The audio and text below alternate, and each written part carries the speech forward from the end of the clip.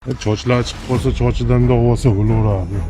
Farg'onada onasini pul uchun o'ldirgan yigit 18 yilga qamaldi. Farg'ona viloyatida 29 yoshli yigitga nisbatan onasini qotilligi uchun sud hukmi o'qildi. Sud ma'lumotiga ko'ra, aybdor o'z onasini o'ta shafqatsizlik bilan qasddan o'ldirishda aybdor deb topilib, 18 yil muddatga ozodlikdan mahrum etildi.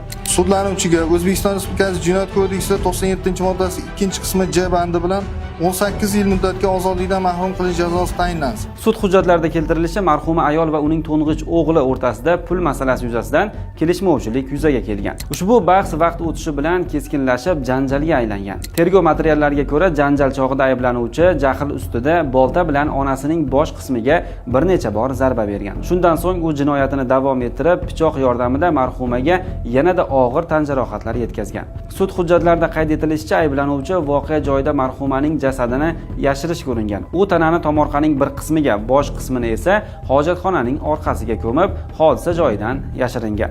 Mazkur jinoyat ishi Dang'ara tumani sudi tomonidan ko'rib chiqildi. Sud qaroriga ko'ra, ayblanuvchi O'zbekiston Respublikasi Jinoyat kodeksining 97-moddasi 2-qismi J bandida nazarda tutilgan jinoyatni sodir etganlikda aybli deb topilib, unga umumiy tartibli koloniyada o'tash sharti bilan 18 yil ozodlikdan mahrum etish jazosi tayinlandi.